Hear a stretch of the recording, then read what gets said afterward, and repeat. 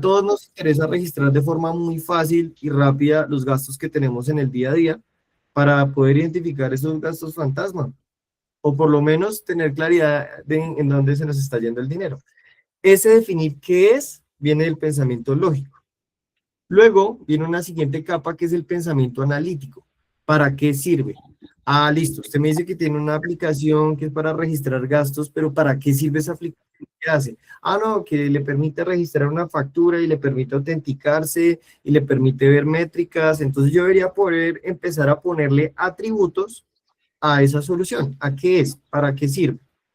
Luego está el pensamiento computacional. Entonces, con base en ese para qué sirve, en esos atributos que vienen del pensamiento analítico, yo tengo que traducir eso a un sistema de reglas, a una estructura. Si X, entonces hacemos Y. Si cargo una factura, entonces debería tener una forma de extraer los datos de la factura y luego guardarlas en una tabla. Si el valor que me ingresó no es un número, sino un texto, entonces no debería dejar al usuario ingresar el texto. Y así pueden aparecer, o puede aparecer todo un sistema de reglas que genere restricciones importantes en términos de funcionalidad para la aplicación que estemos desarrollando. Y por último, está el procedimental.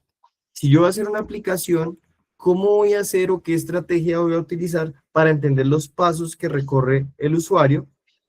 Y en este caso, sobre los pasos, ¿cómo hago a que sea mínimo para que el usuario llegue al valor? Si en este caso yo lo que quiero es hacer una aplicación que permita el registro de gastos, pues mi enfoque de pensamiento procedimental debe ser a que, ¿cómo hago para que el usuario en el menor tiempo posible y de la forma más sencilla pueda registrar en mi aplicación sus gastos? Porque si es un proceso engorroso, pues eso no va a tener sentido. ¿Listo? Algunos de acá están preguntando que si tienen acceso a la presentación. La presentación está en el workbook. Todo lo que vamos a ver hoy está en el workbook, así que tengan la tranquilidad de que a ustedes ahí documentado. Entonces, entendiendo los niveles de pensamiento, creo que hay una pregunta. ¿Quién levantó la mano?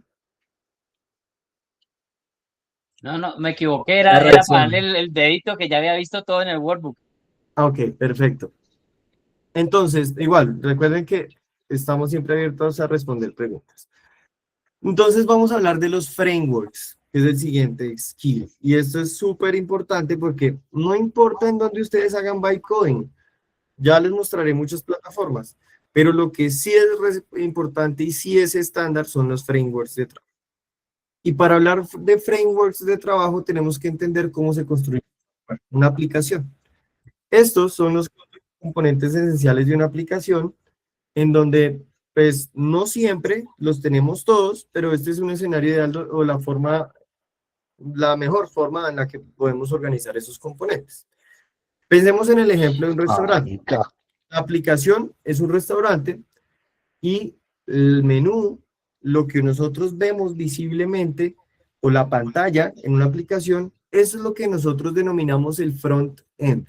Front-end corresponde a los botones, a los gráficos, a todo lo que visualmente vemos en una aplicación o en el navegador, o desde el ejemplo del restaurante, el menú. Luego tenemos entonces algo que se llama el backend. El backend corresponde a todo lo que está detrás. Si nosotros estamos hablando del backend en una aplicación, estamos hablando de dónde está la lógica, lo que me permite determinar de que si el usuario presionó el botón, por ejemplo en Instagram, si el usuario presionó el botón seguir, entonces por detrás de ese cadena hay una acción que en algún lado tiene que actualizar que ese usuario le dio seguir a otro usuario y por lo tanto pertenece a la lista de usuarios seguidores del segundo usuario. Es decir, en el contexto del restaurante, el backend es la cocina. Adicionalmente a esto, la cocina necesita insumos, generalmente. Estos insumos pues, son la despensa y en el contexto de las aplicaciones, pues son la base de datos.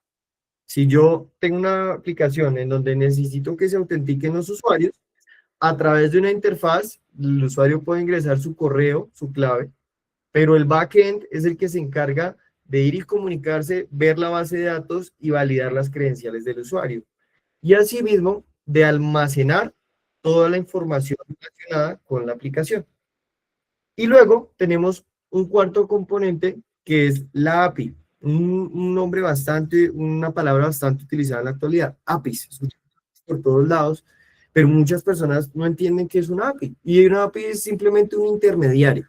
Una API sirve tanto para comunicar entre una o varias aplicaciones a través de transacciones de información, como para comunicar de forma interna el frontend con el backend o el backend con una base de datos, porque la base de datos por seguridad no debería estar expuesta de forma directa en la aplicación, sino debería estar protegida. Y la forma de protegerla es hacer que la comunicación se dé a través de una API, en donde la comunicación está cifrada y se utilizan otras buenas prácticas de ciberseguridad para que la base de datos no esté ahí expuesta.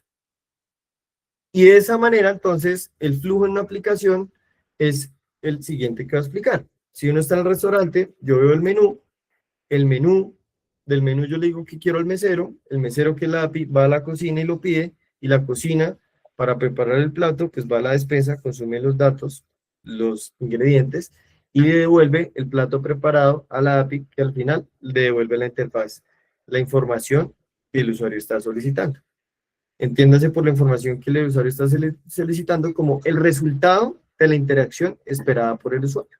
Es de esa forma que ocurre generalmente. Entonces, entendiendo de esta manera cómo funciona una aplicación, ahora sí vamos a hablar de frameworks. Y acá nuevamente, a los que no sean técnicos, por favor no se asusten. El objetivo de esto es que empecemos a verlo de una forma más sencilla. Las aplicaciones se construyen a través de marcos de trabajo. Entonces, existen diferentes tipos. Está este tipo de framework que se llama una arquitectura local. Todo en el navegador, client only, también denominados monolitos. ¿Qué pros tiene? Pues es súper simple, es súper barato hacerla, funciona offline, perfecto, porque está alojada a nivel de dispositivo, en el caché del dispositivo, el celular o el navegador. Contras, pues riesgo de pérdida de datos, y no hay multidispositivo, lo puedo tener en solamente un dispositivo. ¿Cuándo lo podemos usar? Cuando sea un demo, un prototipo o una aplicación personal de uno. Ustedes podrían tener una aplicación que corra localmente en su computador para ustedes y que ustedes por ninguna razón necesiten exponerla a internet, eso puede suceder. O pueden utilizar una aplicación producida, por ejemplo, en herramientas como Google AI Studio, que se las mostraré más adelante, que se enfocan en este tipo de arquitectura. Es una arquitectura local, puede ser expuesta a un navegador, en una URL, pero no tienen mayor robustez en cuanto a bases de datos, backend, frontend, todo está junto. Y para eso, pues se utiliza JavaScript, que es un lenguaje orientado a objetos, que se utiliza muchísimo tanto para hacer frontends como backends.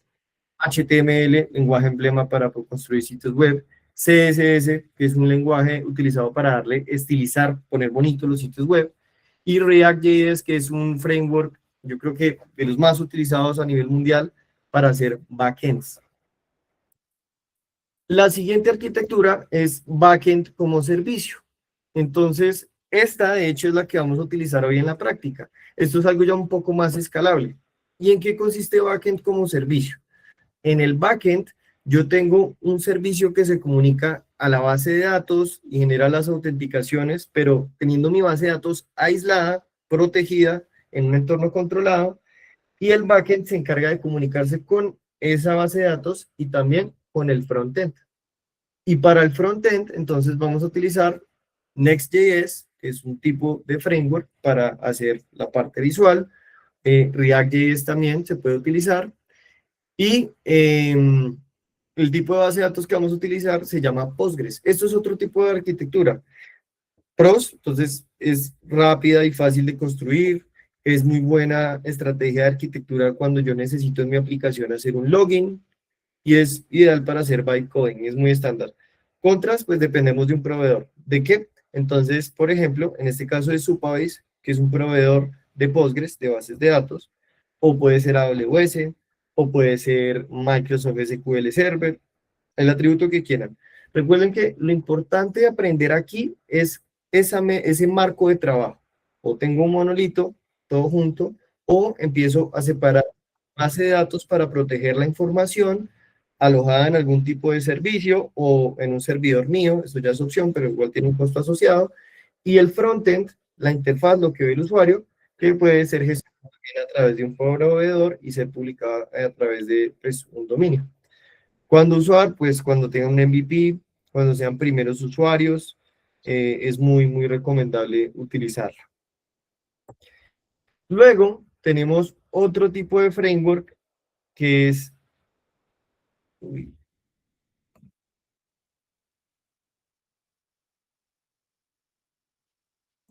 algo le pasó a mi pantalla.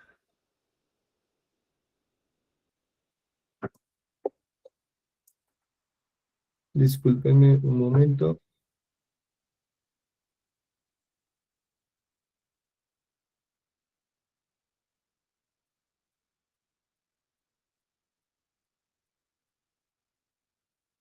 ¿Ustedes me escuchan bien o estoy teniendo problemas de conexión yo? Escuchamos bien. Se escucha bien. Estamos bien. Se escuchamos bien. Perfecto, gracias a todos por responder. Entonces, hay otro tipo de arquitectura que es, en este caso, el frontend con una API propia y una arquitectura de control total. ¿Y este en qué consiste? Yo puedo tener una API alojada no en un entorno como Supabase o como AWS o Microsoft SQL Server, sino que puedo tener un backend que contenga esa base de datos y que esté controlada por el backend propia y que eso exponga y controle las reglas de a qué información puede acceder el frontend. El frontend consume a través de una API ese backend. Pros, pues puedo hacer control total sobre las reglas porque es mi API, yo la defino como yo quiera, es fácil de entender, o sea, es como tener una sola cocina. Contras, pues es más trabajo inicial, hay temas de autenticación, protocolos de comunicación, permisos y despliegue manual que pueden ser mucho más operativos. ¿Y cuando usar? Pues cuando hay muchas reglas de negocio asociadas a la aplicación. ¿Qué son reglas de negocio? Tengo una aplicación en la que tengo información de la empresa, entonces yo necesito que los que son directores puedan acceder a toda la información, pero los que son colaboradores de menor rango que el director ya pueden ver menos información y los que son operativos pueden ver menos información. Entonces se empieza a construir un sistema de reglas y en estos escenarios es donde pues puede ser útil tener este tipo de arquitectura. Tengo un servidor en mi empresa, no en la nube, sino ahí instalado en la oficina. Ese servidor tiene la información y yo gestiono el acceso a la información a través de reglas. Y hay más arquitecturas. Hay unas que son basadas en microservicios. Un microservicio es como tener un mini backend y tener múltiples backends y yo puedo comunicar el frontend a diferentes backends dependiendo de lo que necesite. Cuando hablamos de aplicaciones gigantes, por ejemplo, piensen en Instagram o piensen en Twitter o piensen incluso en ChatGPT. Todas estas grandes plataformas suelen utilizar microservicios, porque si utilizaran un solo backend con un solo servidor, tendría que ser una vaina gigante para atender demanda y por eso suele ser útil. Entonces, ¿para qué hay que aprender o entender estos marcos de trabajo, estos frameworks? Para poder decidir cuándo utilizar cuál framework, cuál marco de trabajo o qué tipo de arquitectura para la necesidad que ustedes tienen. Para que no les pase que a veces, y he visto ocasiones en las que las personas llegan y desarrollan un monolito y lo que necesitan es después agregarle esa autenticación, reglas de permisos, acceso, y tienen que hacer básicamente todo un refactoring de lo que ya habían desarrollado para poder llevar su solución a producción. Entonces todo empieza desde una decisión apropiada de seleccionar la arquitectura. Ahora usted me dice, uy Alejandro, pero yo cómo voy a aprender todas las arquitecturas. No pasa nada, ya hemos visto con la metodología que es posible incluso asistirse a un modelo de lenguaje y decirle, mire, teniendo en cuenta que estos son mis requerimientos, estas son mis reglas de negocio, y esto es lo que yo quiero hacer, ¿qué tipo de arquitectura me sugiere? Y con base en eso ya tengo identificado el marco de trabajo, el tipo de arquitectura que voy a utilizar en mi ejercicio de bytecoding. Creo que hay una mano levantada. Sí, ¿qué más? Ve, una pregunta con Sebastián. Cuando vos pones ahí que, pues para este modelo, backend propia, es una, pues es on-premise. Pues, o sea, es una infraestructura que sí o sí tiene, o sea, no es cloud, no puede ser cloud. No, este que les estoy mostrando acá es el supuesto, esto no es cloud. Yo no le estoy pagando a ningún proveedor por alojarlo. Ok. La tengo on-premise, yo tengo control completo sobre eso. Cuando tú gestionas una base de datos con un proveedor, hay ciertas restricciones que empiezan a aparecer sobre los sistemas de reglas que puedes hacer o no. Que tienes que montarle el certificado SSL, que tienes que descifrar con ciertos protocolos, asignar llaves, que se traducen en mayor manualidad, ¿no? A veces, mayor carga. Pero este que les estoy mostrando acá, el supuesto de on-premise, lo tengo yo en un computador físico en mi empresa. ¿Respondí tu pregunta? Sí, sí, súper, muchas gracias. Listo, perfecto. Entonces, esto es la segunda habilidad. La tercera, los checkpoints y los controles de versiones.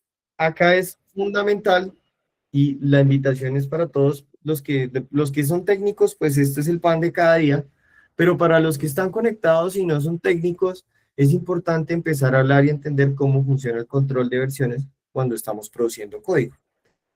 El control de versiones viene de un tipo de software utilizado mundialmente que es para gestionar literalmente cambios incluso a nivel de palabras, ¿no? Para hacer control de versiones y se llama Git. Y adicionalmente existe una plataforma que es la plataforma más usada para almacenamiento de repositorios de código en la nube que se llama GitHub. Entonces uno utiliza Git, pero gestiona y carga versiones en la nube en GitHub. No son lo mismo. GitHub es la plataforma, Git es la tecnología que permite el control de versiones. ¿Y para qué sirve esto del control de versiones? Pues lo que sucede es que lo utilizamos en todas las plataformas que hay disponibles comercialmente hoy día. Muchos de acá de pronto usan Visual Studio Code, otros miran, no Alejandro, es que yo utilizo Windsurf y con eso hago bytecoding. Otros dirán, no, es que Google Anti-Gravity es una locura y yo hago magia con Google Anti-Gravity. Otros dirán, no, yo soy solo Team Cloud Code. Otros, no, es que Codex de OpenAI es más barato y hace maravillas. Otros, no, es que Cursor también se da la pela con todos los que usted me está diciendo. Pero a la final, todos son editores de código. Y si nosotros nos vamos a las plataformas web, les voy a dar un ejemplo acá, esto es Lovable, muy utilizada, muy conocida, sobre todo por personas no técnicas, es muy chévere. Nosotros la usamos también para algunos casos. Es muy chévere porque hace que una persona no tenga que saber de estas cosas que les estoy contando, sino simplemente se dedique a hacer prompts y acá a la derecha ir construyendo un front. Pero si nos vamos a la esencia de lo que les estoy explicando, empecemos a analizarla. Primero, esta es una plataforma para generar rutas turísticas a partir de lo que llene en un formulario el usuario, pero si lo miramos por detrás, acá en el código, podemos ver varias cosas. Primero, tenemos un repositorio de código, una estructura, y si nos vamos acá, podemos evidenciar que acá pues tenemos las características y vemos que este proyecto está construido sobre Byte, TypeScript, React se los mencioné ahorita, React.js, están utilizando en este caso un framework para hacer CSS, para estilizar, y de esa forma lo define Lovable. Y adicionalmente, si nosotros entramos a ver en mayor detalle, Lovable tiene funcionalidades chéveres y es que le permite a esto integrarse con Supabase, que es un gestor de bases de datos de Postgres. Y lo que sucede es que el usuario, pues, no técnico, se concentra solo en hacer el byte backup, subir capturas de pantalla, dar instrucciones para ir generando la aplicación. Pero al final del día, yo tengo dos opciones. Si yo hice mi aplicación en Lovable, o yo les pago una suscripción para tener una cantidad de prompts mayor o indefinida y poder hacer todos los cambios que necesite sobre mi código asistido por el agente de IA. O la otra opción, bueno, y también si lo quiero publicar, pues ellos me dan la opción de publicar el proyecto, pero me cobran una tarifa porque ellos por allá en algún lado tienen que poner un servidor que corra mi aplicación con la arquitectura que ellos generaron ahí. Que en este caso, esa arquitectura es un monolito. Están el front y el back juntos ahí, no están separados. Y me permite conectarme a una base de datos externa de forma sencilla. Pero si yo me quisiera llevar esto para otro lado y yo decir, no, es que yo me quiero bajar esto ya Anti-Gravity o a Cloud Code y voy a refactorizar esa arquitectura, hacerlo más escalable, pues yo puedo irme a GitHub y ellos me dejan sincronizar ese proyecto con GitHub. GitHub es gratuito. Todos deberían crear un GitHub. Todos los que bytecodeen, que quieran producir software utilizando bytecoding, deberían crearse una cuenta de GitHub. Porque al crearse la cuenta de GitHub, es que ustedes van a poder gestionar o tener un versionamiento de las aplicaciones que están produciendo. Y esto no solo lo permite Lovable, también lo permite, no sé si han utilizado Google AI Studio. Acá les voy a mostrar la misma aplicación hecha en lo que para mí es como el Lovable de Google, que es Google AI Studio. Miren que es una experiencia de usuario muy similar. A la izquierda tengo un panel donde voy haciendo mis prompts y la gente va haciendo cambios. Puedo visualizar el código, que en este caso las aplicaciones que desarrolla Google o permite desarrollar esto utilizan React.js o Angular, que son dos tipos de frameworks. Acá, de hecho, ustedes pueden ver que puedo seleccionar los modelos, pero en últimas sigue siendo lo mismo. Yo acá, si quiero, puedo llevarme mi aplicación a GitHub y una vez yo tengo la aplicación en GitHub, yo puedo observar o validar completamente la información o el repositorio de código completo. Acá me metí en la que no es. En este caso yo exporté esta aplicación que ustedes están viendo acá, me la llevé a GitHub y aquí tengo el repositorio de código. Yo me podría llevar este repositorio de código a cualquier otra herramienta de bytecoding, a cualquiera de las que les mencioné. Ahora, pueden haber acá otras personas que digan, no, yo soy Team Replit. Replit también es una excelente plataforma. Lo que pasa es que Replit cobra por todo. Entonces, necesitas crear una base de datos, Replit les dice, claro que te la creo, pero les van a cobrar más.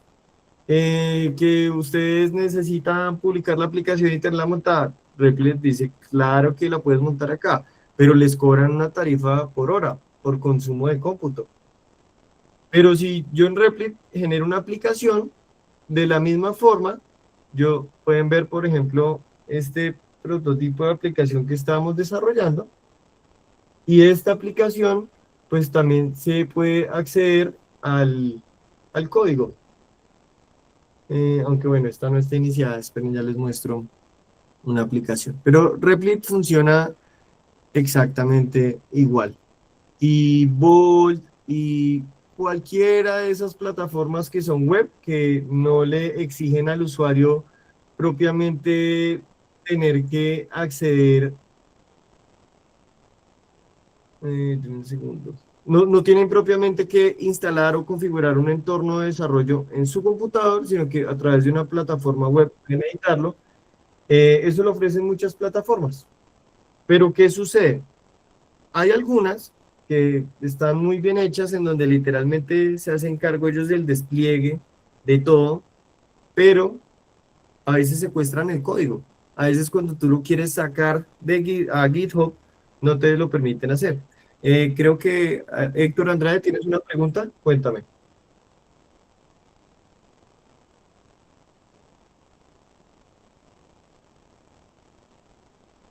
Bueno, tal Perdón, vez discúlpame. ¿Tienes preguntas? No, lo he puesto por error, discúlpame. Ah, listo, no hay problema. Juan Alonso, cuéntame.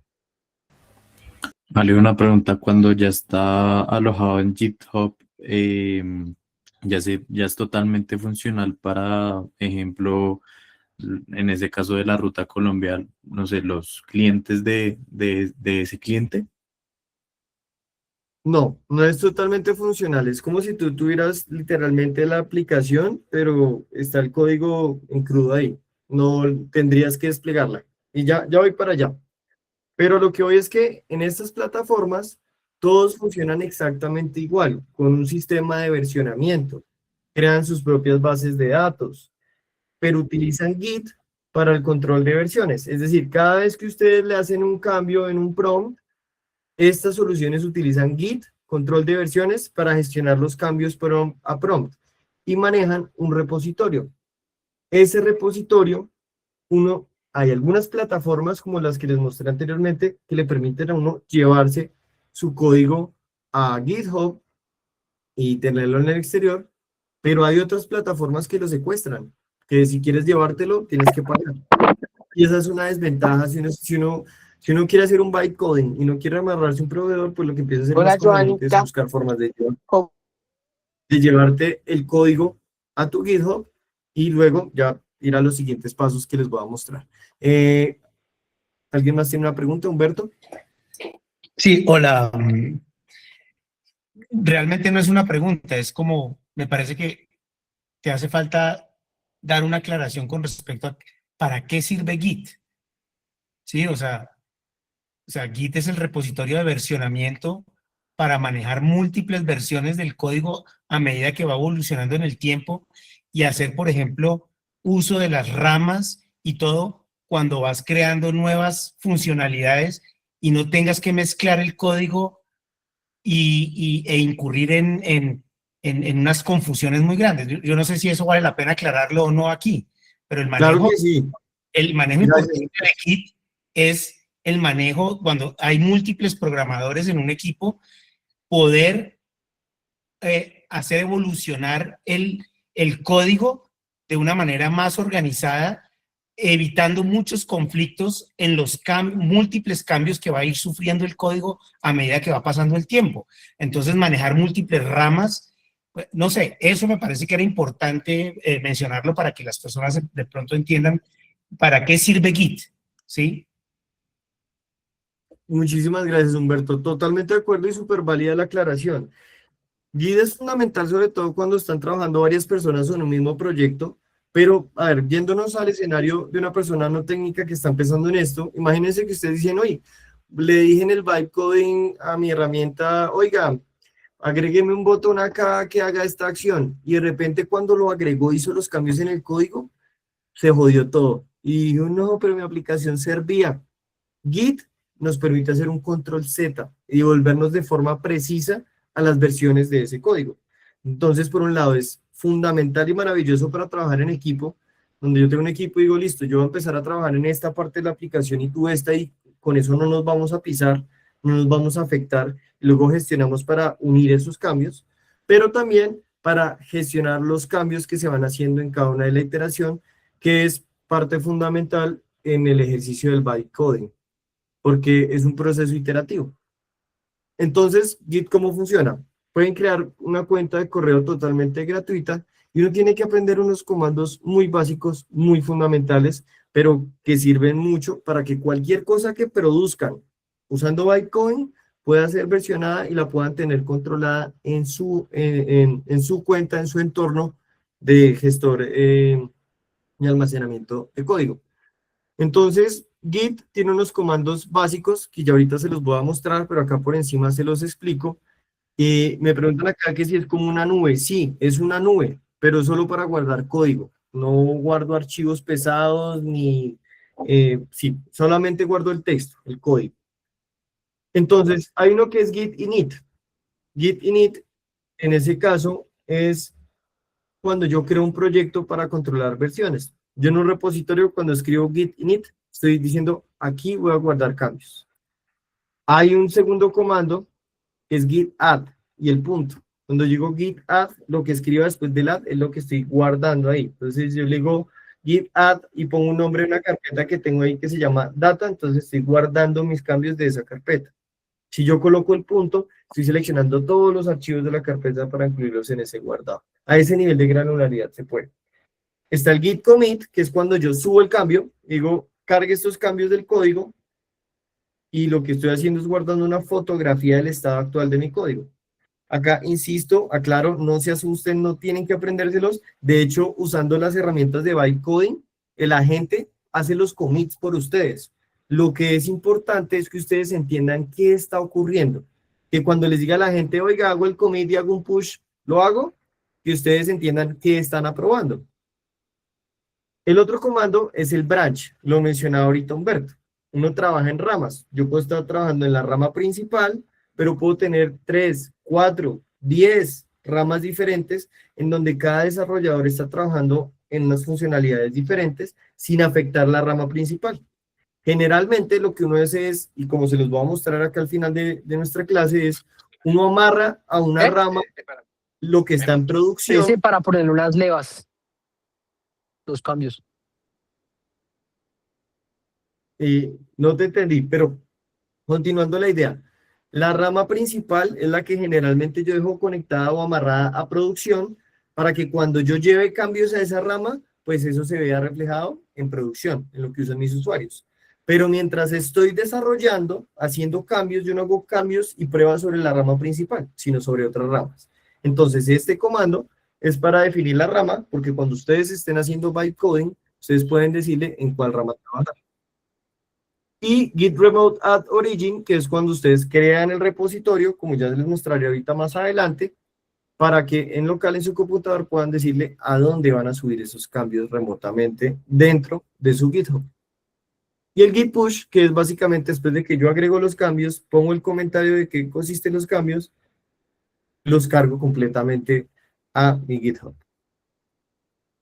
Vamos con la siguiente habilidad y es el arte del debugging con AI. Y es muy sencillo, es básicamente en la capacidad de poder gestionar un error. Si la aplicación no corrió, pues tenemos que llegar a una solución. Así que la forma más esencial de hacer esto usando bytecoding es copio el error o el error en la consola, como ya les mostraré, lo pego en el contexto, en el agente de IA que estoy utilizando, y le solicito hacer una corrección sobre el feature o sobre el error que estoy observando en ese contexto. Entonces, pues a veces cuando hay conocimiento técnico es fácil, teniendo el entendimiento técnico, de solucionarlo, pero si no, es muy fácil utilizar el modelo de inteligencia artificial que estemos utilizando como un socio de diagnóstico. Le digo, mire, este es mi error explícitamente, el mensaje de error, corríjalo, y eso permite que los agentes identifiquen de forma más rápida el error y lo corrijan de forma autónoma. Iteración a iteración.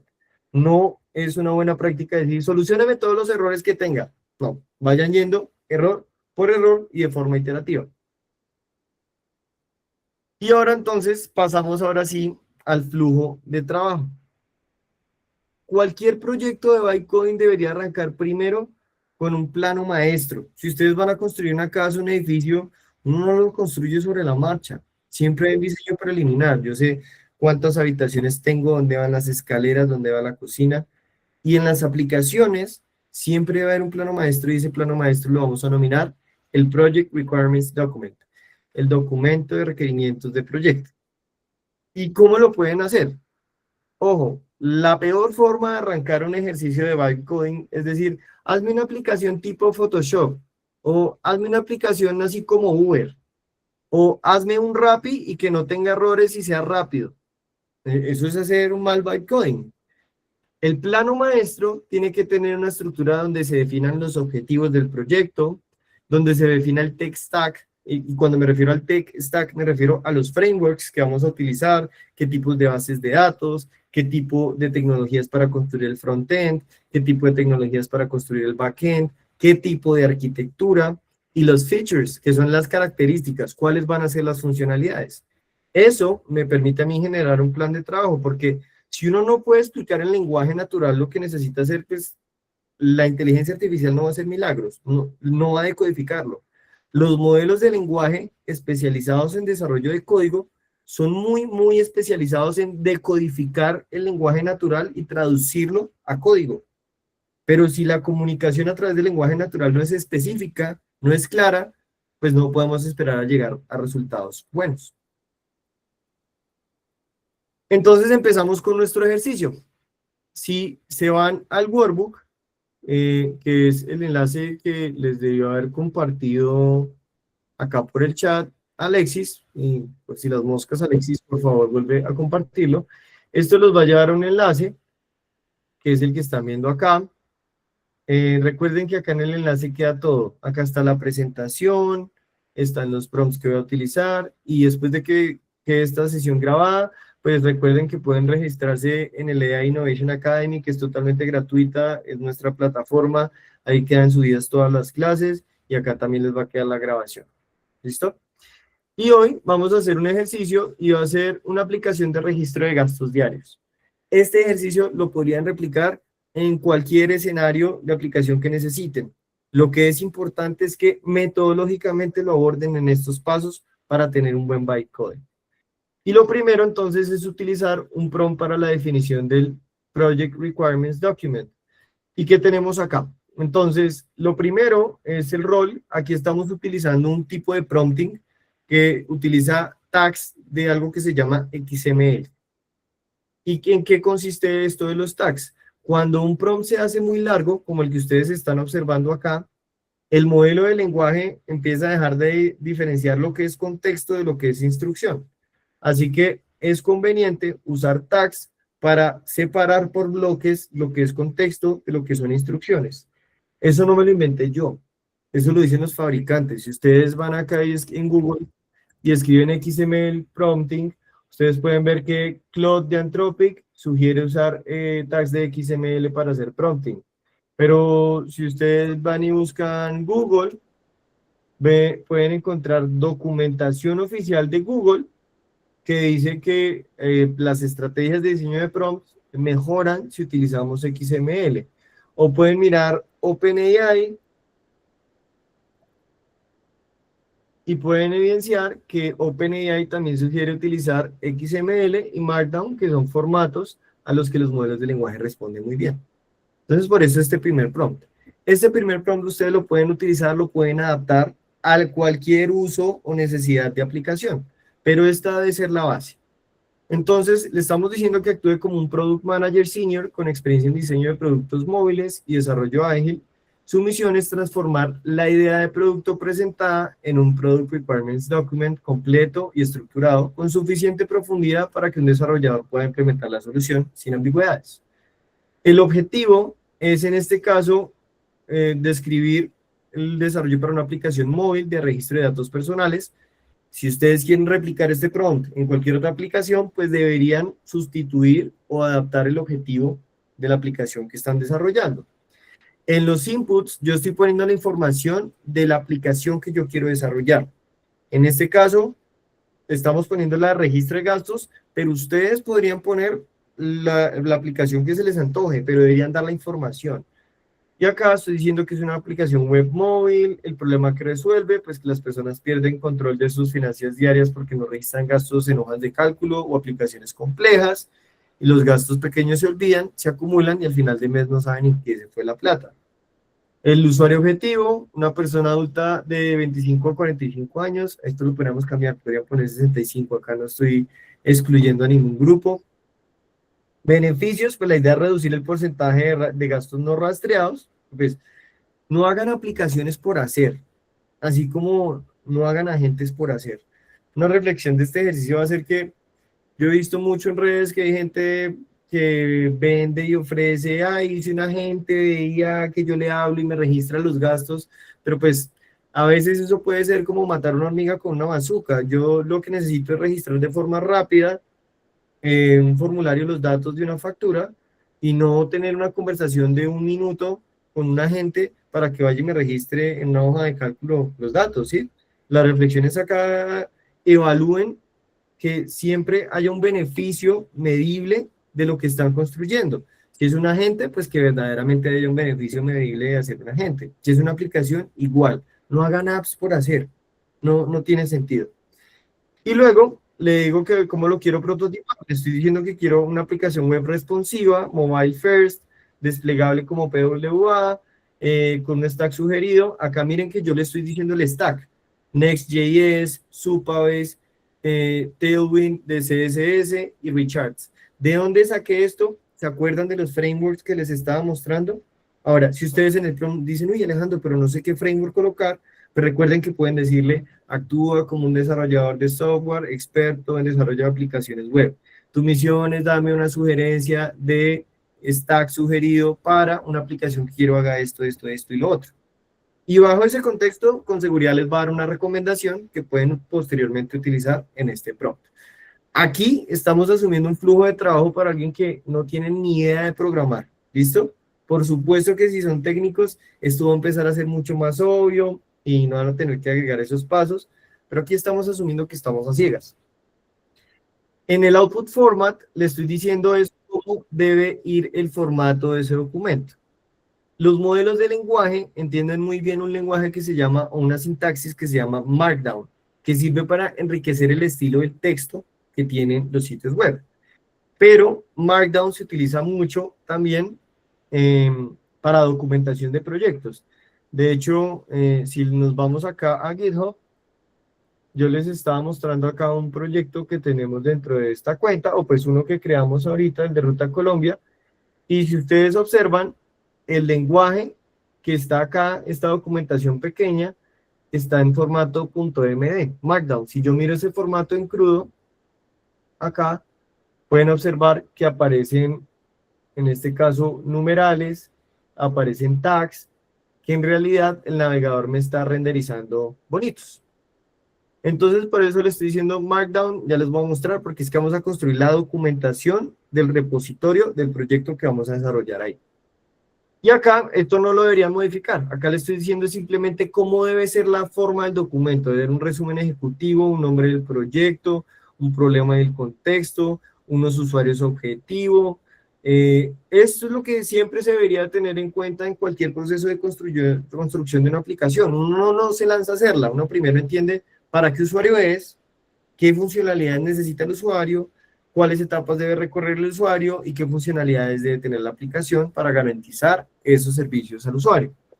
Y acá le digo que me ponga una arquitectura técnica de alto nivel, cómo va a ser el frontend, el backend, la base de datos, el hosting, el diagrama de componentes, el modelo de datos, es decir, cómo van a ser las tablas en las que yo estructure mi información, la estructura de páginas y rutas. Insisto, esto es algo que probablemente para un desarrollador, alguien técnico, sea obvio. Ay, Alejandro, eso es obvio. Pero para alguien que no es obvio. Y este es un primer paso. Entonces, ¿qué hacemos con todo este prompt? Pueden utilizar la herramienta que quieran. Pueden utilizar Gemini, o si les gusta más ChatGPT, pueden utilizar ChatGPT. Voy a hacer el ejercicio en ambas y el resultado debería ser el mismo no de forma explícita, sino en términos de forma. ¿Qué les recomiendo? Para estos prompts, en donde necesitamos de verdad generar un documento de diseño de la aplicación, es recomendable que utilicen modelos de razonamiento, modelos más grandes, porque si utilizan un modelo pequeño, pues puede que lo que les salga ahí no sea una salida tan buena.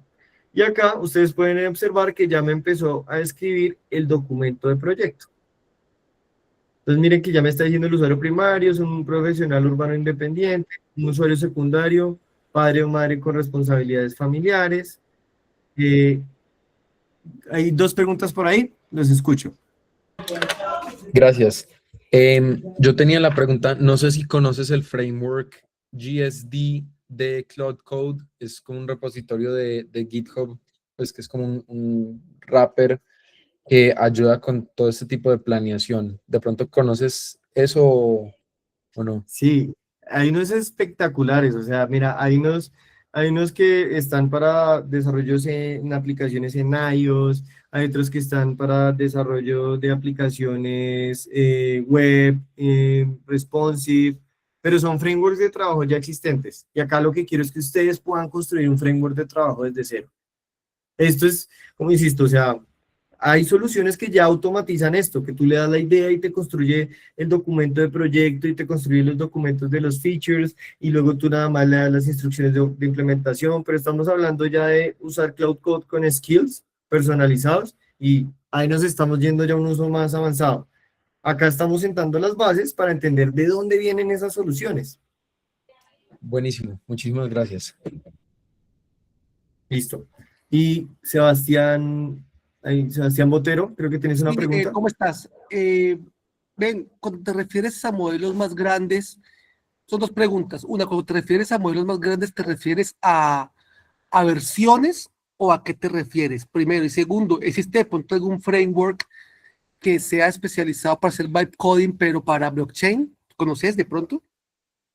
Bueno, hay modelos que son mejores para unas cosas que para otras. Cuando me refiero a modelos grandes, me refiero a las últimas versiones. Por ejemplo, este modelo, si miramos GPT 5.2, el modelo Thinking gasta más tokens en razonamiento y es para cosas, o sea, sirve para cosas más complejas como por ejemplo tareas de programación.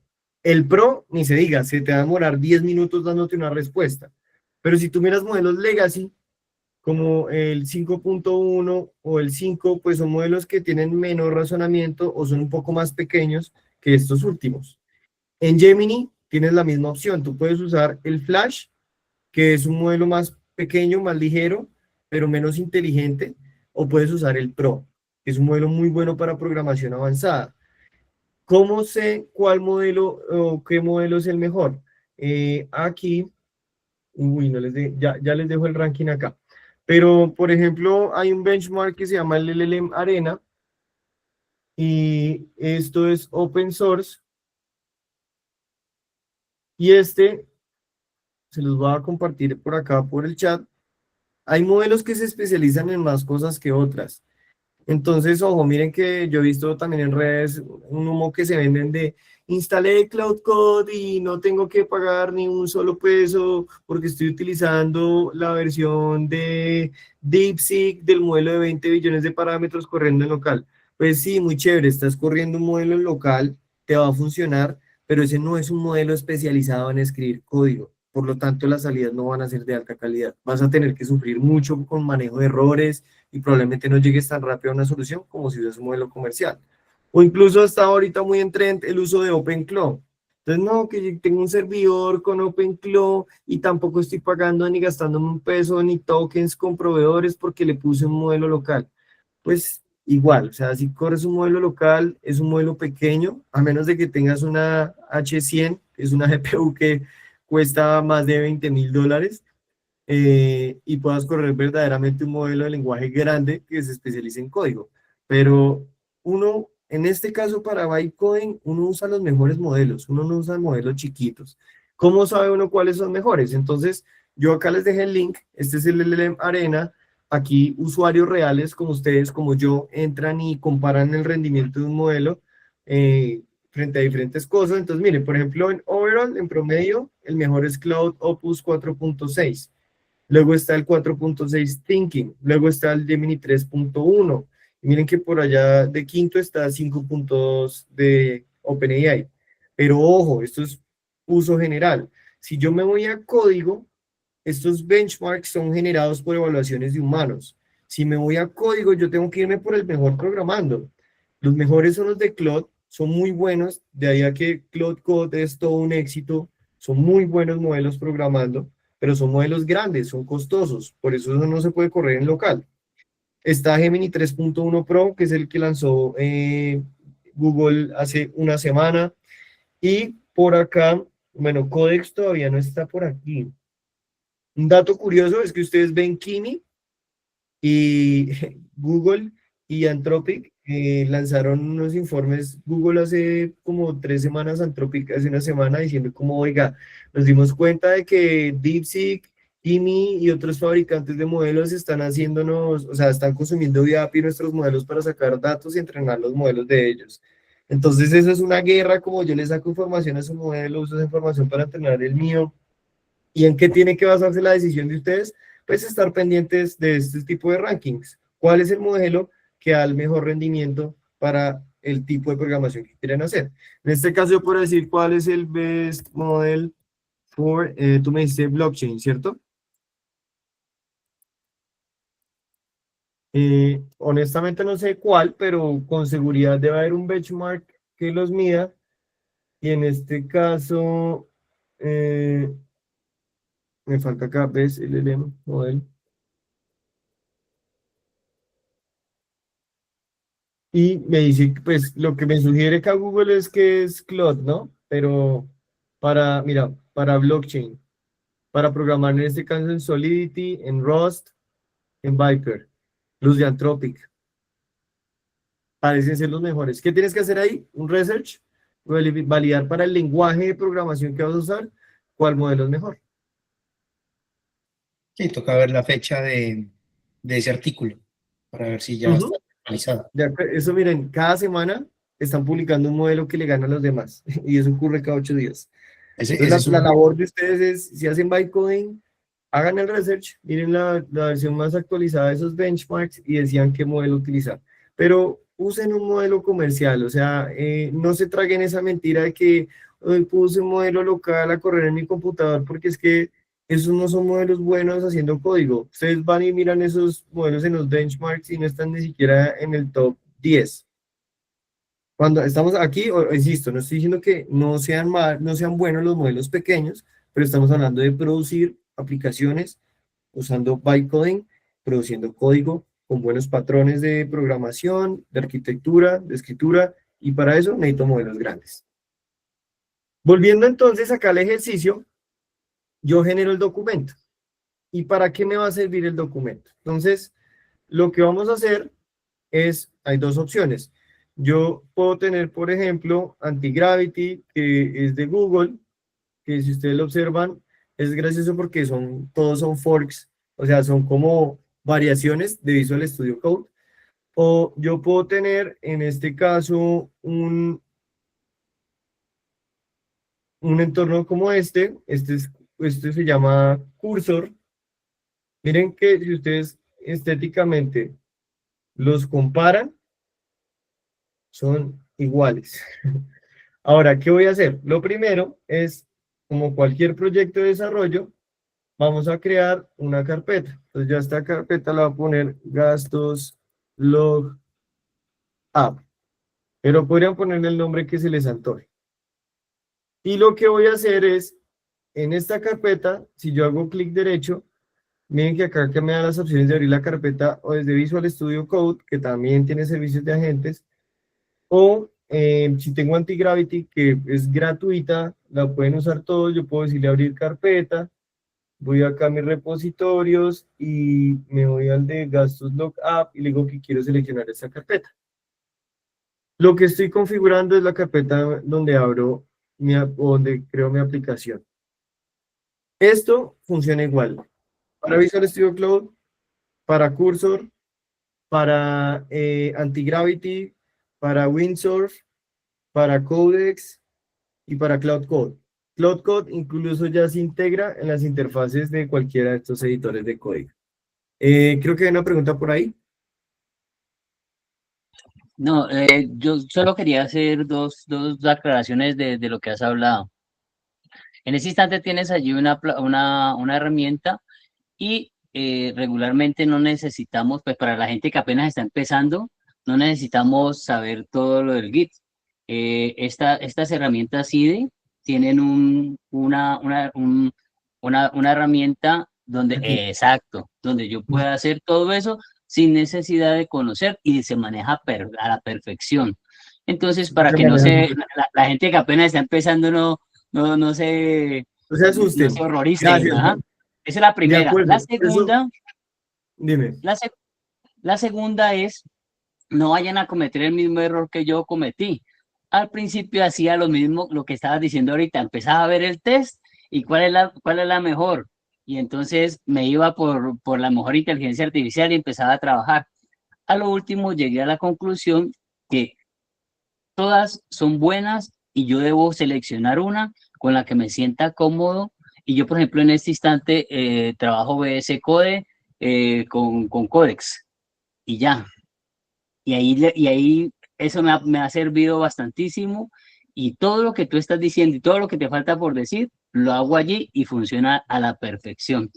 Te felicito por ese procedimiento que estás haciendo, porque ese procedimiento a mí me costó como 5 meses lograr hacerlo. Y tú en menos de media hora nos estás diciendo cuál es el procedimiento y es exactamente lo que tú estás diciendo. Te felicito por eso.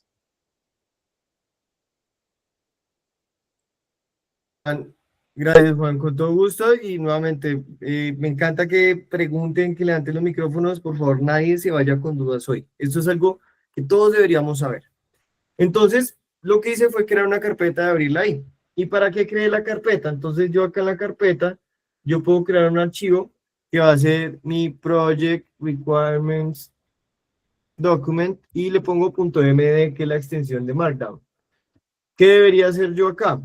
Yo debería, entonces, si yo aquí en un chat le dije o a ChatGPT o a Gemini, que insisto, no me importa, copio la salida en crudo y me la llevo en este caso voy a usar Antigravity, porque acá en Cursor, pues hice ya la aplicación que les voy a mostrar ya corriendo. Pero el flujo es el mismo. Les muestro ambas interfaces para que se den cuenta lo similares que son, pero es lo mismo. Y este documento va a ser mi base de contexto. ¿Cuál es la tarea del humano? Pilas, o sea, no podemos ser robots de copiar y pegar. La tarea es leer este documento y decir, oiga, no, pero esta vaina me está creando una funcionalidad que no tiene sentido, o yo no estoy de acuerdo con esto, y generar esos cambios. Pero este primer documento es la base, y acá podemos ver las funcionalidades. Acá, por ejemplo, estamos viendo que tengo el registro rápido de gastos, esa es la funcionalidad 1, miren que tiene una historia de usuario. Como Andrés, quiero registrar un gasto ingresando solo el monto y la categoría para no perder tiempo mientras estoy en la calle. Criterios de aceptación. La pantalla debe cargar, está lista para escribir un input con foco en menos de 2 segundos. El teclado numérico debe aparecer. Al guardar se debe dar feedback visual de éxito y limpiar el formulario. Y acá podemos ver que empieza a desglosarme. Miren que con el prompt anterior lo que hicimos fue generar en una amplia descripción técnica y detallada cómo deben ser las funcionalidades. Y esto es esencial porque es el insumo para empezar a hacer el bytecoding. Ahora, yo acá tengo una funcionalidad 1, acá tengo una funcionalidad 2, acá tengo una funcionalidad 3, acá tengo una funcionalidad 4, y acá tengo una funcionalidad 5, y una funcionalidad 6.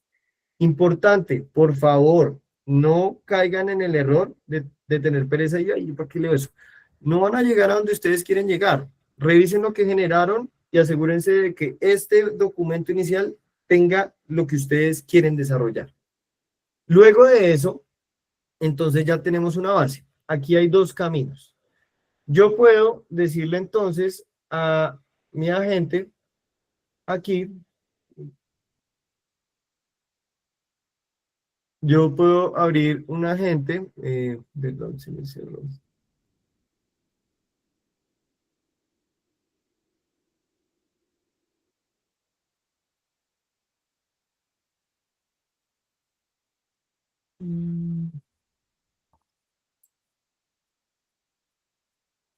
Lento que le llena ahí en esos cuadritos el primero. Sí, que se me... Ya.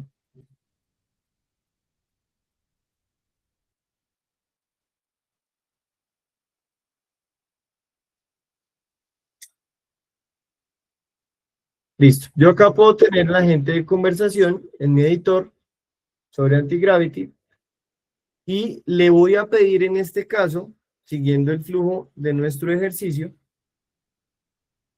de generar los features. Entonces, la arquitectura del proyecto que vamos a hacer en este caso va a ser un backend que se comunique con la base de datos y ese backend le va a dar información a nuestro frontend. Y para eso, siguiendo entonces el workbook que les pasé, que ustedes están viendo, podemos irnos a un siguiente prompt. Entonces, el primero que usamos fue para definir el documento de proyecto. El siguiente que deberíamos usar es el que es para definir los features. ¿Qué son los features? Entonces, ahorita vimos que habían 5 features, pero eso no está detallado. Cada feature yo lo tengo que descomponer en subtareas. Y cada subtarea es una tarea de desarrollo. ¿Esto para qué? Pues si ustedes son técnicos, pues con toda la facilidad del mundo pueden dar instrucciones específicas sobre tareas que se debe hacer. Pero si no son técnicos, van a tener problemas y esto es una buena forma de generar un mapeo de las tareas asociadas a cada feature. Entonces, dos opciones. Ustedes pueden copiar el prompt y pueden seguir trabajando el desarrollo de los features sobre el mismo chat. Entonces, yo le puedo decir acá que analice el documento y genere el archivo de Feature Specification para el Feature 1 siguiendo la siguiente estructura. Le doy un ejemplo del feature. Esa es una opción. Hay una opción 2. Esto lo puedo hacer también desde Gemini, pero en ese caso lo que me genere me tocaría extraérmelo o crear el archivo. La opción 2 es, estando en Antigravity, yo le puedo decir, en este caso, que analice el documento, y algo chévere de Antigravity es que me permite taguear con texto. Miren que yo acá puedo seleccionar el documento y que me genere el archivo del Feature Specification para el Feature 1. Y este mismo prompt lo puedo utilizar para cada uno de los siguientes features. En este punto, entonces ustedes pueden ver que lo que va a hacer el agente, en este caso, uy, me está diciendo que no está soportada. Denme un segundo y ya resolvemos eso.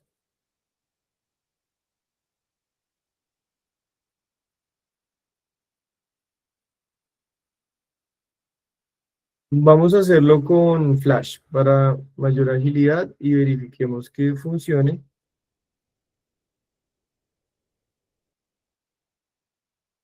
Oigan, no me está sirviendo Antigravity. Bueno, lo voy a reiniciar, pero no pasa nada. En este caso, ¿qué deberíamos tener? Mientras a mí me recarga mi Antigravity.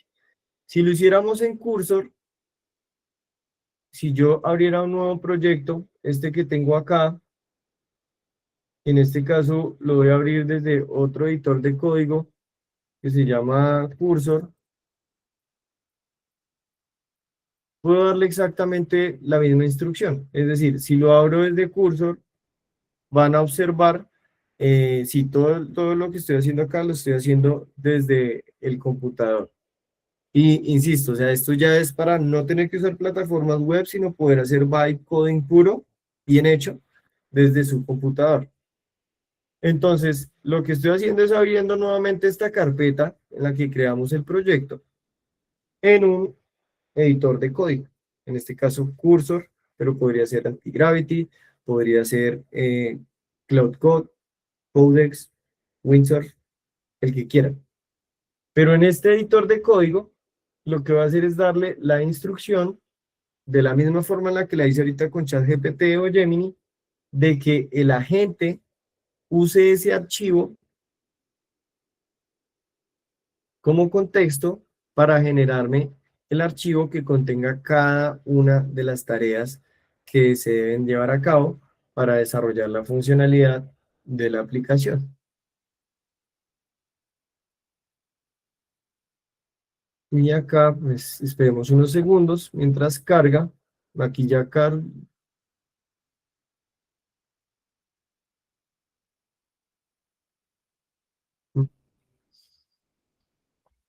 Denme un segundo mientras me logueo.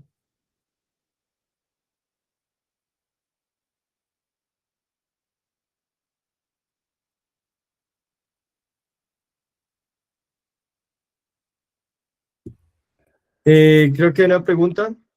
Sí, Alejandro, una pregunta ahí mientras te logueas. En ese, pues, porque obviamente también lo puedes hacer continuando con la conversación de que ya traes en el Gemini, que pues tendrías que hacerlo uno a uno, feature por feature, pero igual Sí. aquí también, ¿qué es lo que te exporta? Pues, o sea, ¿cuál es la diferencia de hacerlo aquí o hacerlo allá? La diferencia es que, miren, no lo hagan todos los features de un solo golpe, porque la idea es aprovechar la ventana de contexto para cada feature, para que el agente haga muy bien cada uno de esos features. Cuando lo estoy haciendo acá directamente desde Antigravity, el agente se va a encargar de crear el archivo. Y acá ustedes pueden observar que el agente ya me creó acá el Feature Specification y me creó el archivo. Aquí están viendo el archivo. Miren que para el primer feature me dice la visión general, las historias de usuario y los criterios de aceptación detallados, la arquitectura, el frontend, el offline sync, el backend y el modelo de datos. Ya me está describiendo esto a un nivel técnico. ¿Qué otra opción podría ser? Que es la que tú planteas. No, pues yo puedo crear acá un archivo y le pongo feature1.md y en este caso cojo lo que me dio Gemini, lo copio, porque miren que acá me da una descripción que sigue el mismo formato y sencillamente me la llevo a mi editor de código, acá Antigravity. Y acá la estoy pegando y miren que va a ser básicamente lo mismo que me está mostrando ahí Antigravity. Si lo hiciera con Cursor, que es otro editor de código, la interfaz es la misma. Miren que acá tengo pues este documento, y lo que podría hacer es entonces el mismo prompt. Acá pues ya construí los specs del feature 1, pero le puedo decir del 2, y voy haciendo uno por uno. Claro, esto si ustedes lo miran así, pues van a decir, uy Alejandro, pero ese proceso es más lento, o sea, me tengo que generar primero el documento del proyecto, y luego tengo que generar un documento para cada uno de los features.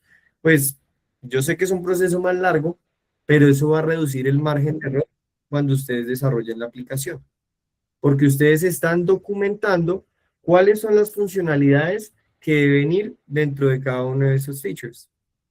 Y hasta este punto, yo no he escrito una línea de código. Lo que estamos preparando es el agente y la documentación del agente para que construya el proyecto. Entonces, en este proceso, ¿qué se hace? Yo acá podría decirle que, o pues lanzarme a un siguiente paso. En este caso, pues por tiempo no voy a desarrollar cada uno de los features, pero me puedo volver a mi workbook, y cuando ya tenga todos los features, lo que debería hacer es decirle que genere, en ese caso, la estructura base de la aplicación, refiriéndome al contexto de esos features. Entonces, podría decirle que arranque con el contenido del documento y desarrolle la estructura base de la aplicación. Para eso, solamente me tengo que ir a mi editor de código. Si es Google, pues me refiero acá a el documento.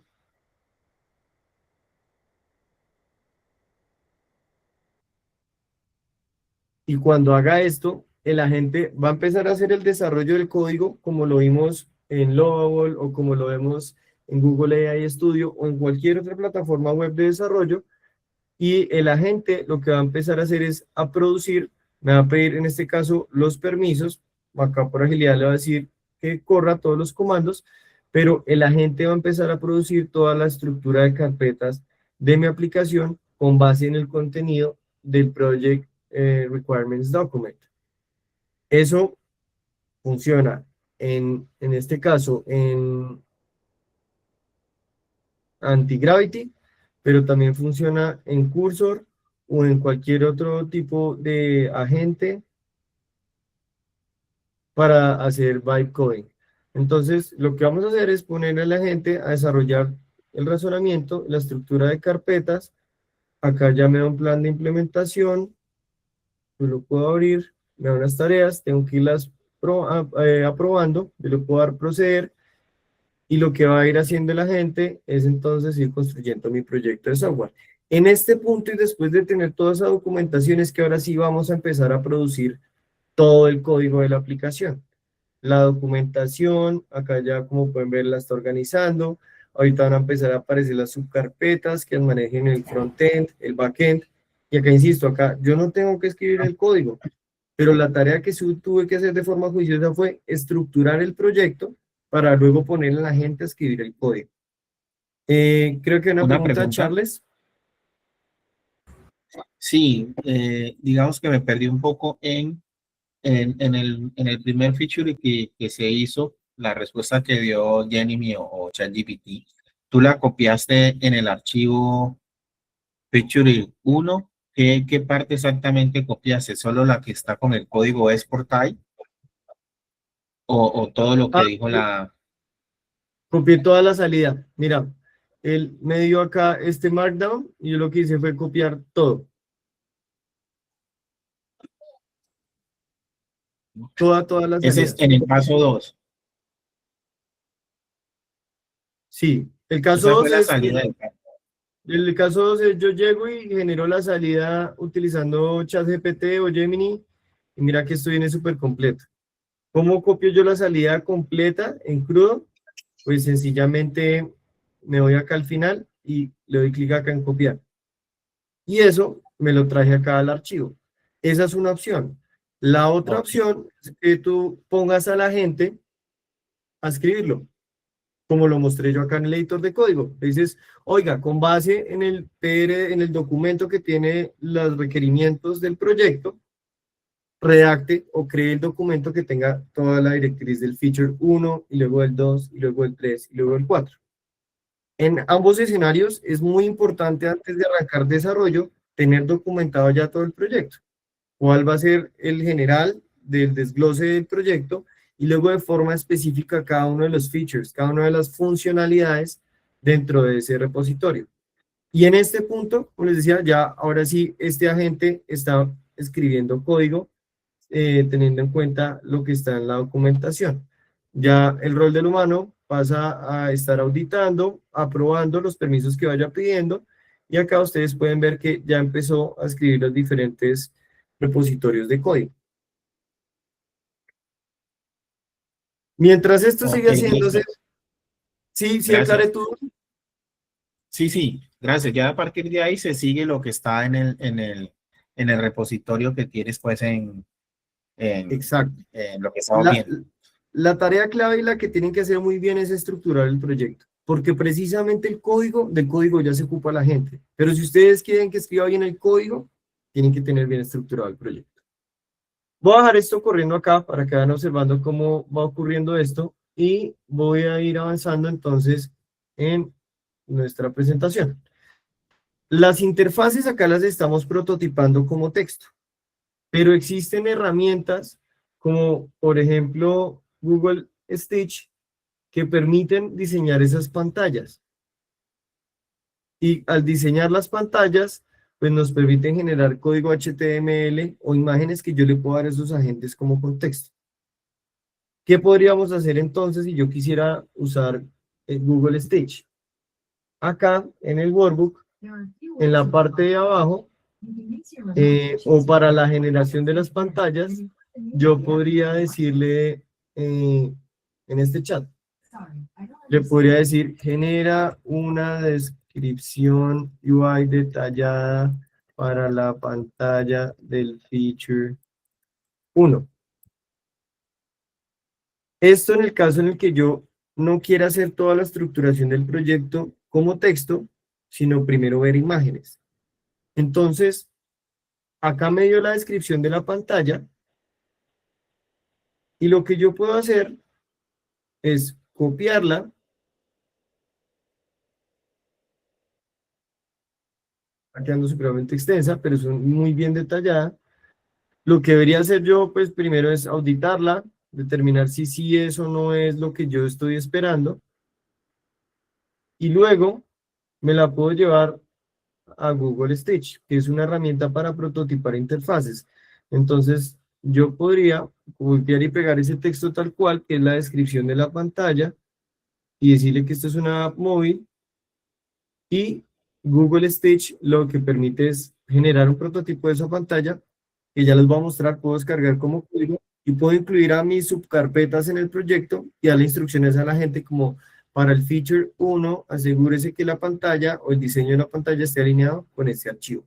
Entonces, puedo ir llamando como contexto elementos que sean código.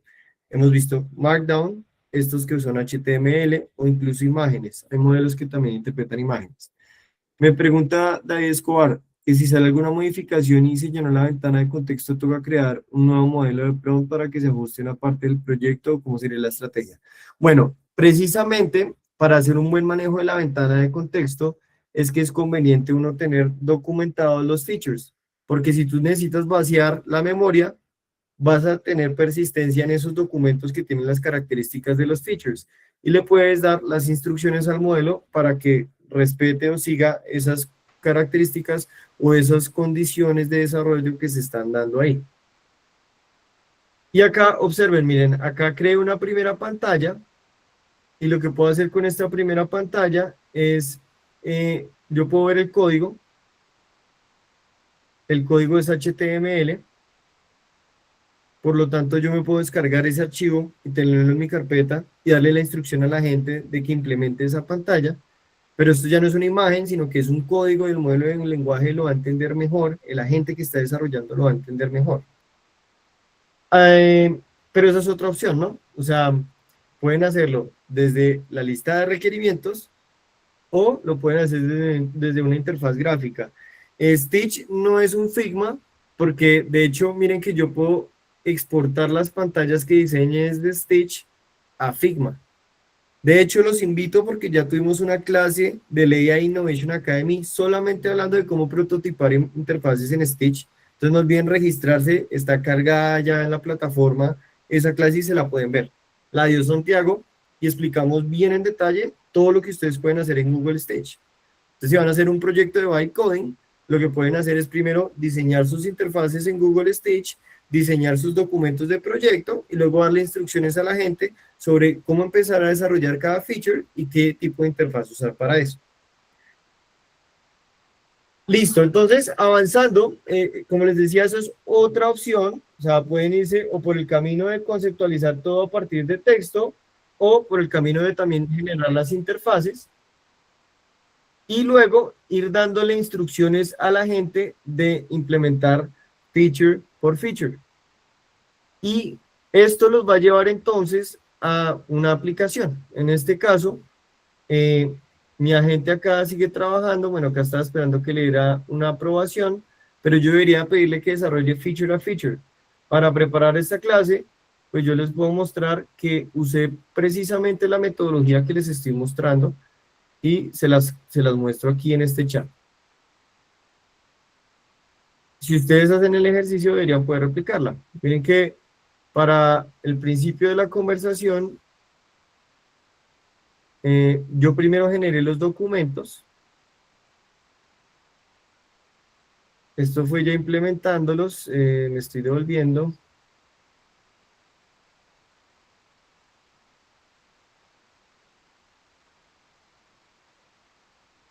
Yo primero generé los documentos, pero si ustedes se fijan en las instrucciones, yo le pedí que implementara la totalidad del feature thread descrito en el documento y relacionado al documento.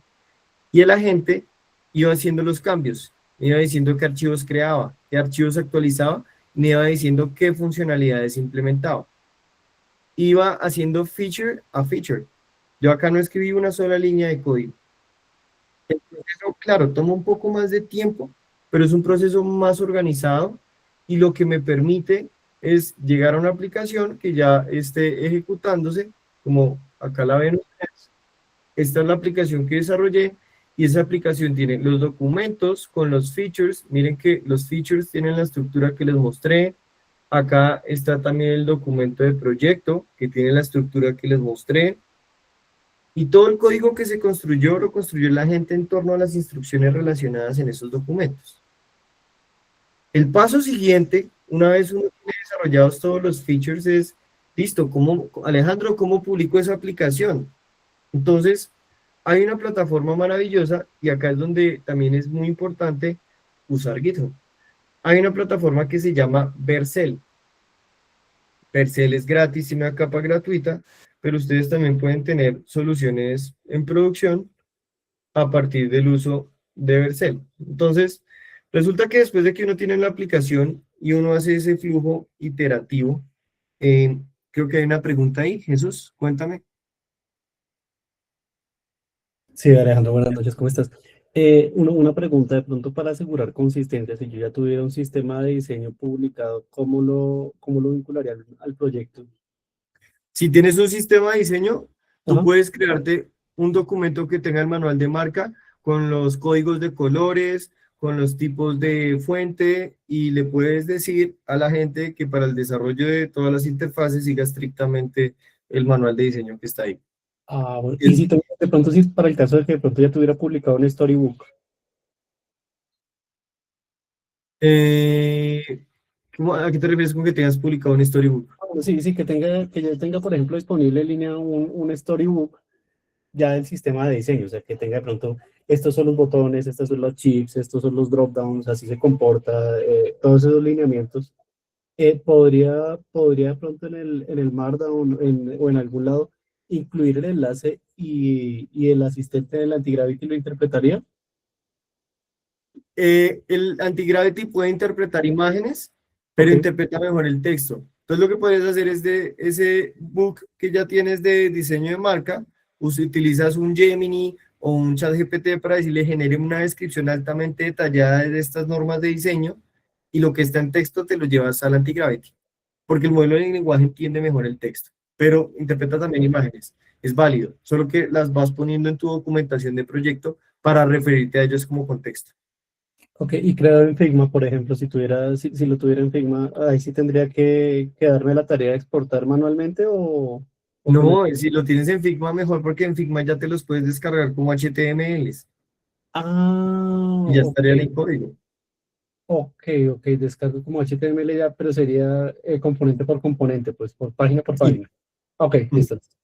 Pero tú tienes que preocuparte es por dejarlas organizadas en una carpeta y luego mapearle a la gente cómo debe acceder a ellos. Ok, listo, Y listo. bueno, por último, buenas prácticas, por favor, pilas con la autenticación, la gestión de datos. Uno debe tener eso en bases de datos formales, no debe dejar datos, o sea, si están haciendo una aplicación, eviten dejar datos sensibles expuestos por ahí. Segundo, en estos entornos de desarrollo siempre hay algo que son las variables de entorno. Por ejemplo, yo aquí tengo una variable de entorno que tiene la URL de mi base de datos y el API key de mi base de datos, que no son estas que estoy mostrando, porque estaría exponiéndolas, pero siempre hay un archivo local que las tiene, es este. Igual las voy a deprecar después, pero es este. Cuando uno sube esto a GitHub, hay un archivo que se llama el git ignore, que precisamente dice qué archivos yo ignoro. Entonces, si yo mirara, Alejandro, si yo mirara mi repositorio en GitHub con la aplicación, que debería ser, y por eso les digo que es importante el versionamiento, yo tengo la aplicación que generé ya acá, pero aquí no está el archivo de variable de entorno. Esta es la documentación. Y la pregunta es, entonces, ¿cómo me llevo esto a producción? ¿Cómo publico la aplicación? Hay una plataforma que se llama Vercel. Vercel es gratis, o sea, ustedes pueden registrarse de forma gratuita y ustedes pueden crear proyectos. Entonces, para agregar un nuevo proyecto, ustedes lo que hacen es vincular su cuenta de Vercel a su cuenta de GitHub. Y lo que hace Vercel es traer el código de GitHub y se encarga de hacer el despliegue del servidor, de conectarse a las bases de datos y demás. ¿Cómo se hace eso? Miren, yo acá solo selecciono el proyecto. Como ya tengo vinculado a Vercel a mi cuenta de GitHub, yo puedo ver acá mis repositorios, yo puedo darle importar, y cuando detecta el repositorio, acá me dice variables de entorno.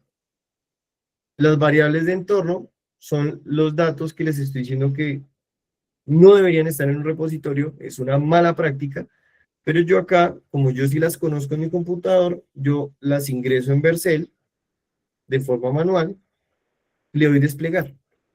Solamente haciendo el clic en desplegar, Vercel se encarga de compilar, de configurar la aplicación, el código y desplegarla.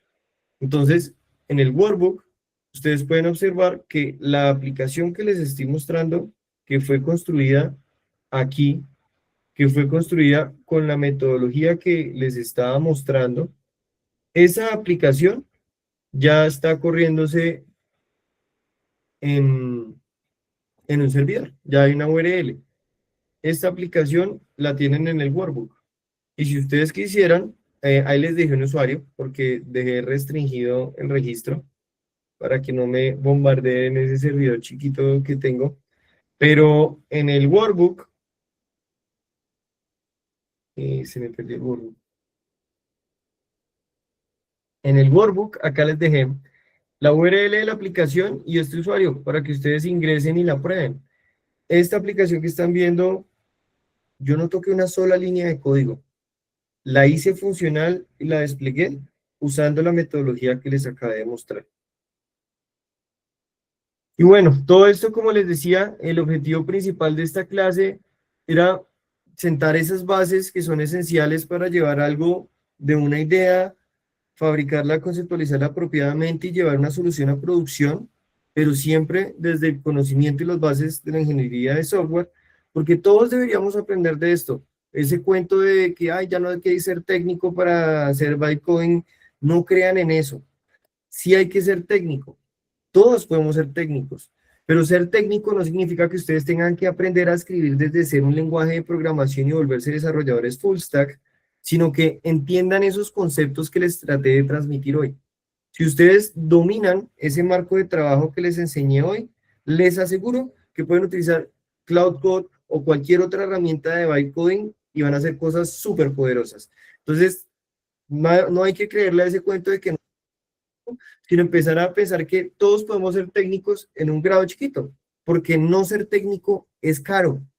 Nos demoramos más llegando a soluciones, de pronto nos cuesta más en consumo de modelos, y ser técnico sí conviene.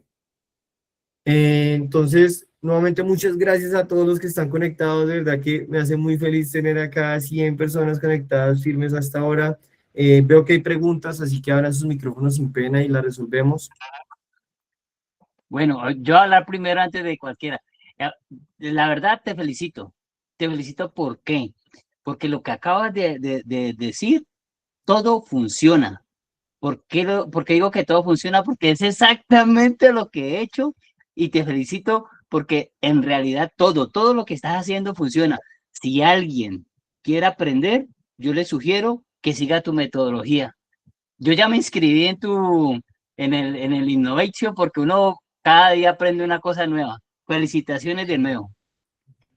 Alejandro, cuando te refieres a, porque en varias ocasiones dijiste que no importa porque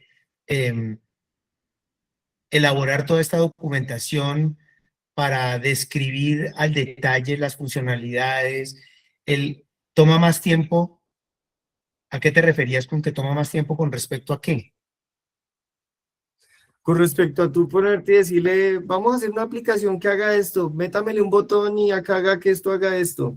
O sea, esto les da muchísimo más control. Con respecto, de pronto es un poquito más de tiempo respecto a irse al grano a poner a hacer código a la gente, pero les garantiza. ¿Te refieres a con respecto a no detallar tanto tu aplicación? Porque con Exacto, y aprender a producir código sobre la marcha. Con respecto a escribir código, pues obviamente es mucho más rápido de todas formas. De acuerdo. Sí. De acuerdo, y esa es la idea. Es un muy buen marco de trabajo para que lleguen de una forma más factible a unas soluciones, pues, sólida. Daniel, creo que tienes una pregunta. Sí, hola. Tengo una pregunta referente al tema de los cambios cuando la aplicación ya está en producción. Si en este caso, digamos, la aplicación ya está en producción, pero hay que hacerle algunos cambios, uno hace esos ambientes de prueba en local y luego hace el push desde Git a la aplicación automáticamente a Vercel. No, Vercel queda amarrado a una rama. Entonces yo la amarré a mi rama main. Pero si tú haces cambios en tu local, generas una nueva rama, haces los cambios en esa rama, corres pruebas en local y cuando estés seguro de que ya está funcionando bien, le puedes decir a tu agente que haga el merge de la rama main con los cambios que están en la rama de pruebas. El agente te va a hacer el merge y después de que lo haga y mande los cambios a producción a la rama principal, en Vercel automáticamente se hace el despliegue de actualización. Pero nunca trabajes cambios sobre la rama main y menos si ya tienes algo montado productivo en Vercel, porque pues si hay un error te va a afectar lo que ya está en producción. Ok, gracias. Vale. Ahí les dejamos la encuesta de la clase, por favor los invitamos a que pues nos evalúen cómo estuvo la clase de hoy. Y nada, para los valientes que todavía están acá, les pedimos si nos regalan una fotico. Alejo deja de compartir y ahí prendan sus cámaras para que compartamos esto, para hacerle llegar a más gente lo que estamos haciendo en la comunidad de Innovators.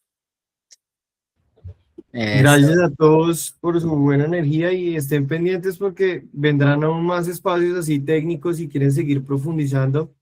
Recuerden que la idea de esto es que no solo los técnicos puedan aprender, sino que todos estén en la capacidad de empezar a hacer buen aprovechamiento de estas herramientas.